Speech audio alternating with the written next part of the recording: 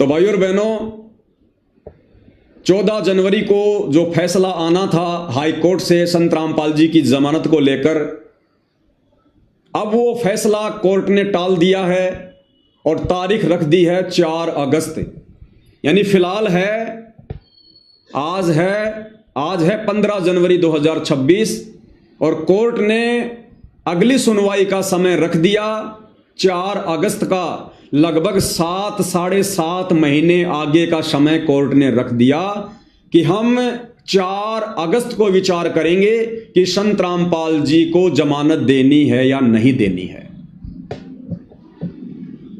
और भाइयों और बहनों, जैसे इन लोगों को इस बात का पता चला कल शाम को दोपहर को कि कोर्ट ने समय आगे बढ़ा दिया 4 अगस्त का, और दूसरी तरफ ये सतलोक आश्रम वाले रोहतक के लाडोत में संत रामपाल जी के मान सम्मान में जो कार्यक्रम आयोजित करवाने वाले थे 18 जनवरी को, इन्होंने तुरंत उस कार्यक्रम को बैन कर दिया, बंद कर दिया और संगत में एक मैसेज डलवा दिया कि 18 जनवरी को रोहतक के लाडोत में संत रामपाल जी के मान सम्मान में जो कार्यक्रम होने जा रहा था, संत रामपाल जी के आदेश से उसको स्थगित कर दिया गया है। और रीजन क्या बताया कि सतलोक आश्रम में 27, 28, 29 जनवरी 2026 को 3 दिन का भंडारा है, उसके बाद में देखेंगे आगे। ऐसा कुछ भी नहीं है भाइयों और बहनों, ना संत रामपाल जी का पहले कोई आदेश था, ना संत रामपाल जी का कल कोई आदेश आया। ये सारा का सारा मनमाना खेल इन सतलोक आश्रम वालों का है। क्योंकि भाइयों और बहनों, जिस कार्य के लिए संत रामपाल जी की जमानत के लिए उनको मानुष मानकर ये लोग सारे मान सम्मान के कार्यक्रम आयोजित करवा रहे थे, जब कल इन्होंने देखा कि भैया हाई कोर्ट ने तो 7 महीने आगे का समय रख दिया, फिर क्या फायदा करोड़ों रुपया बर्बाद करने का, तो आनन फानन में इन्होंने संत रामपाल जी का नाम लेकर और 18 जनवरी 2026 को लाडोत रोहतक में जो कार्यक्रम होने जा रहा था उसको कैंसिल कर दिया। ये इनका मनमाना खेल, मनमाना आचरण और ये नादान संगत, जैसा इनको कह दिया जाता है सतलोक आश्रम के द्वारा वैसा ही मान लेती है। तो भाइयों और बहनों, ये सारा का सारा जो ये प्रपंच है, जो खेल है, ये भक्तों की नादानी के चलते हो रहा है, केवल नादानी के चलते। अब भाइयों और बहनों, असल में कारण क्या है वो आप और हम साध संगति से जुड़े भाई बहनों को पता है। क्योंकि जो अपने सतगुरु को जानेगा वो फिर सतगुरु के विचारों को भी जान जाएगा, सतगुरु की मनसा को भी जान जाएगा। सतगुरु फिर अपना आशीर्वाद देता है, उन आत्माओं को सत प्रेरणा करता है। अब भाइयों और बहनों, जानबूझकर ये परम शक्ति सतगुरु रामपाल जी अपनी जमानत नहीं करवा रहे हैं, अन्यथा कौन सी बड़ी बात है भाइयों और बहनों। राम रहीम जिनके ऊपर मर्डर का मुकदमा साबित हो चुका है, सजा हो चुकी है, वो बंदा हर दूसरे तीसरे महीने 40-40 दिन की पैरोल पर आ जाता है, 40-40 दिन की पैरोल पर। तो संत रामपाल जी ने तो ऐसा कुछ किया भी नहीं। राम रहीम को पकड़ने के लिए तो तकरीबन 40 लोगों की मौत हुई थी, 40 लोगों की। और संत रामपाल जी के आश्रम के बाहर संत रामपाल जी के नालायक बेटा बेटी भाई बंधु रिश्तेदारों की नालायकी के कारण केवल 6 भक्तों की मौत हुई थी। और फिर भी संत रामपाल जी को पिछले 11 वर्षों से जमानत नहीं मिल रही। ऐसा नहीं है, संत रामपाल जी जमानत ले नहीं रहे। क्या करेंगे बाहर आकर, क्या करेंगे बाहर आकर, किन मूर्खों के बीच में आएंगे। जितना मूर्ख संत रामपाल जी अपने परिवार को, अपनी संगत को छोड़कर गए थे बरवाला कांड के समय हिसार जेल में, उससे भी कहीं ज्यादा मूर्खता ये संगत वर्तमान में दिखा रही है, उनका परिवार वर्तमान में दिखा रहा है। तो क्या करेंगे संत रामपाल जी जमानत पर बाहर आकर, जब भगत समाज में कोई सुधराव ही नहीं आया, किसी प्रकार का कोई सुधार ही नहीं देख रहे संत रामपाल जी भगत समाज में। पहले से कहीं ज्यादा नरक की तरफ जा रहा भगत समाज, बिगड़ता जा रहा है। तो क्या करेंगे संत रामपाल जी बाहर आकर मूर्खों के बीच में। अगर आ गए तो फिर से कोई नया कांड करवाकर, कोई धनाना कांड करवाकर फिर से तुम लोग उनको जेल की हवा खाने के लिए उनको भेज दोगे। क्योंकि परम संत है भैया, लीला तो आम व्यक्ति की करेगा, जबरदस्ती तो नहीं करेगा। काल के साथ एग्रीमेंट है, सृष्टि रचना में आप और हम सबको अच्छे से पता है। तो जानबूझकर संत रामपाल जी जमानत पर नहीं आ रहे, अन्यथा इस कबीर परमेश्वर सतगुरु रामपाल जी के हाथ में पूरी सृष्टि का रिमोट है। ये बातें आज हम चंद लोगों को पता है, 2028 के बाद पूरी दुनिया को पता चलेगा। दूसरी बात, अगर संत रामपाल जी जमानत पर बाहर आते हैं तो भाइयों और बहनों वो कुछ शर्तों के साथ में आएंगे। और सबसे पहली शर्त क्या है वो आप और हम पहले देख ही चुके हैं हाई कोर्ट के उस जजमेंट में।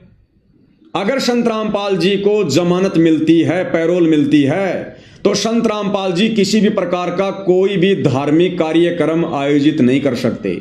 यानी संत रामपाल जी सत्संग नहीं कर सकते, अपने भक्तों को किसी भी सतलोक आश्रम में बुलाकर सत्संग नहीं कर सकते, प्रवचन नहीं सुना सकते। यह सबसे पहली शर्त है। 20-25 आदमियों से ज्यादा की भीड़ संत रामपाल जी कहीं भी इकट्ठा नहीं कर सकते, किसी भी कार्यक्रम में संत रामपाल जी नहीं जा सकते।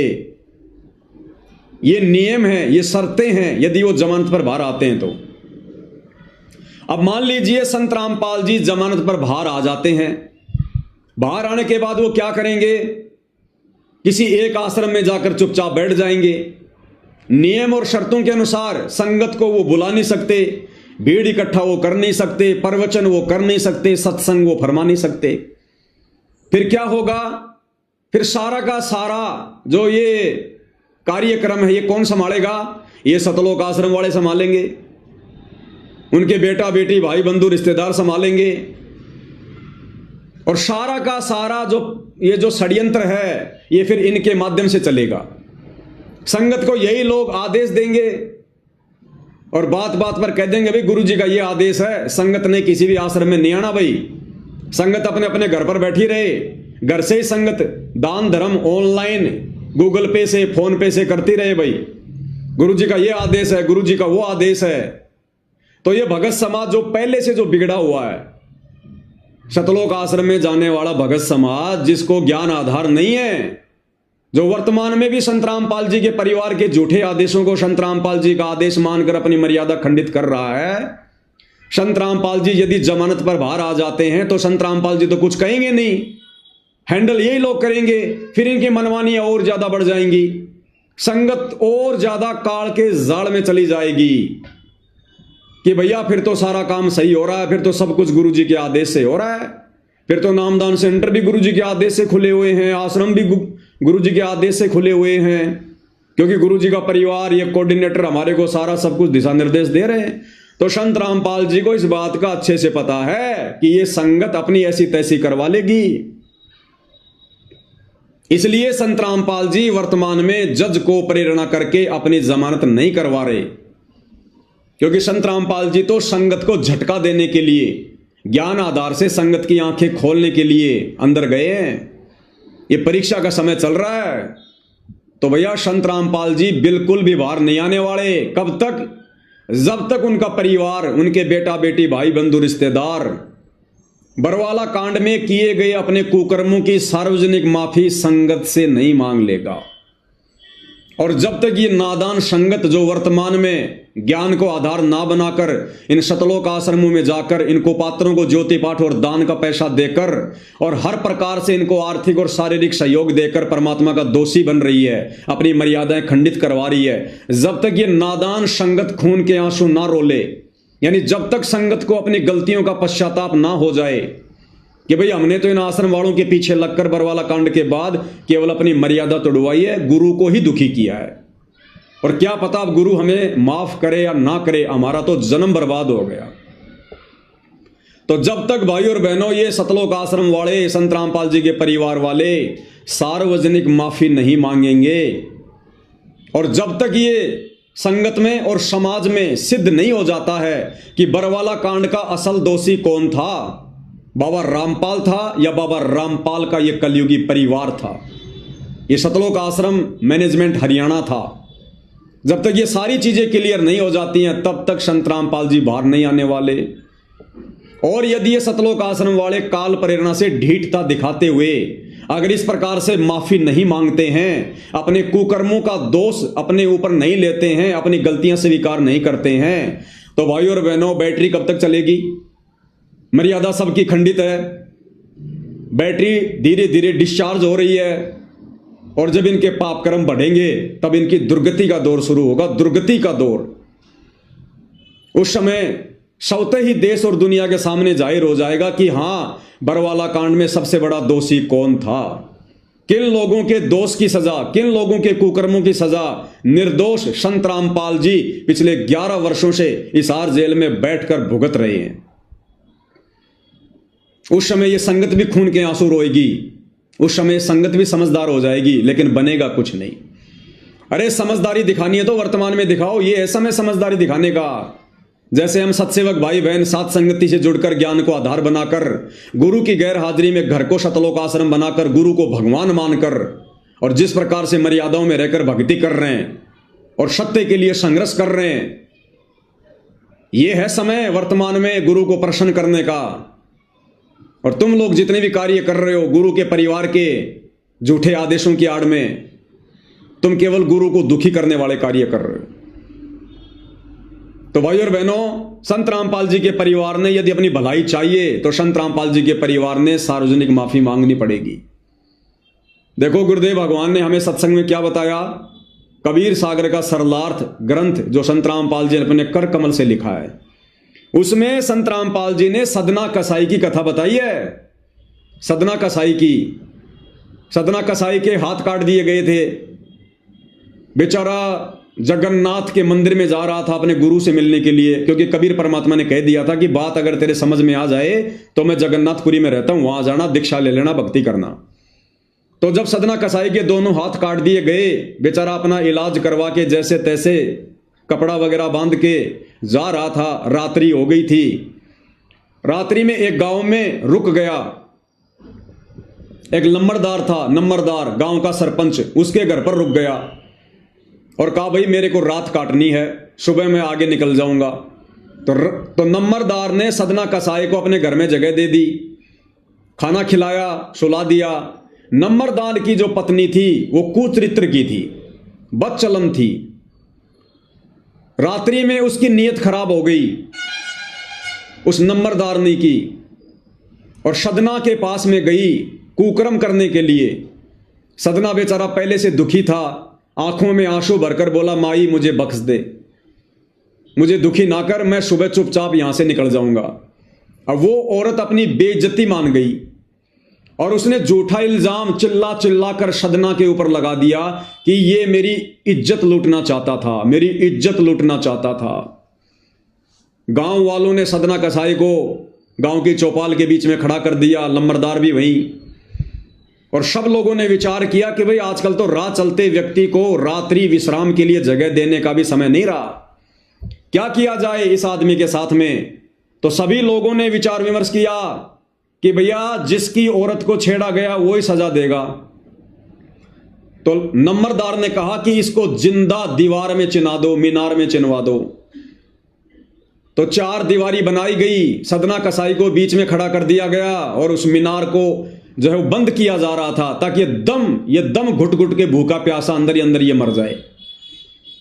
उधर से सदना कसाई की आंखों में आंसू की धारा बह चली और सदना कसाई अपने गुरुदेव से मन ही मन में आत्मा से पुकार करने लगा कि हे परमात्मा, मैं हूं तो इतना निकम्मा और इतना नालायक, इतना नीच, ये सजा मेरे लिए बहुत थोड़ी है, लेकिन परमात्मा आज मैं तेरे नाम पर निकला हूं, आज मैं तेरे नाम पर निकला हूं। यदि आज तेरा भगत हार गया तो दुनिया में तेरा कोई नाम लेने वाला नहीं बचेगा, तेरी भक्ति नहीं करेगा कोई। जब उसने हृदय से रो रो के पुकार करी आत्मा से, तो वो मीनार वो बम की तरह फटी धमाके के साथ, उसके परखच्चे उड़ गए। सदना कसाई को चोट भी नहीं और सदना कसाई के दोनों हाथ पूरे हो गए, दोनों हाथ।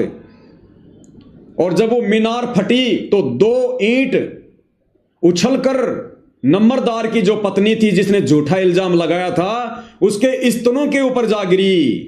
उसके स्तनों के ऊपर 2 ईंट जाकर गिरी और उसके दोनों जो थे स्तन वो कटकर नीचे गिर गए।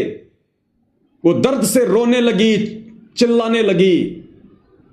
लोगों ने देखा भाई ये तो बड़ा जुल्म हो गया, भाई ये आदमी तो बिल्कुल सही था, गलती नंबरदार की पत्नी की है। अब भाई और बहनों, लास्ट में गुरुदेव ने क्या लिखा फिर आगे, उस नंबरदारनी की पीड़ा समाप्त नहीं हो रही थी, दर्द समाप्त नहीं हो रहा था, इलाज करवा लिया, रो रही, चिल्ला रही। अंत में परमात्मा ने आकाशवाणी की कि हे नालायक, जब तक तू अपनी गलती सार्वजनिक तौर पर, तू जब तक अपनी गलती को स्वीकार नहीं करेगी, तूने जो गलती करी है, भगत पर जो इल्जाम लगाया है, जब तक तू सबके सामने सार्वजनिक तौर पर माफी नहीं मांगेगी, तेरी पीड़ा समाप्त नहीं होगी। अब मरती क्या ना करती, उसने सबके सामने अपनी गलती स्वीकार की कि गांव वालों, मेरी गलती थी, मेरे मन में दोष आ गया था, मैंने इसको छेड़ना चाहा था और इसने तो हाथ जोड़ लिए थे, और फिर मैंने अपनी बेइज्जती मानकर इसके ऊपर झूठा इल्जाम लगाया, मैं दोषी हूं। तब परमात्मा कहते उस नंबरदारनी की पीड़ा समाप्त हुई। ठीक इसी प्रकार भाइयों और बहनों, ये सतलोक आश्रम मैनेजमेंट हरियाणा, संत रामपाल जी का कलयुगी परिवार, उनके बेटा बेटी, भाई बंधु रिश्तेदार, सतलोक आश्रम कमेटी, बड़े बड़े कोऑर्डिनेटर, आश्रम संचालक, भैया कितने ही अपने दोष छुपा लो, कितने अपने कुकर्म छुपा लो, आने वाले समय में तुम लोगों ने अगर अपनी दुर्गति करवाने से बचना है तो तुम लोगों ने बरवाला कांड में की गई अपनी उन गलतियों की सार्वजनिक माफी मांगनी पड़ेगी।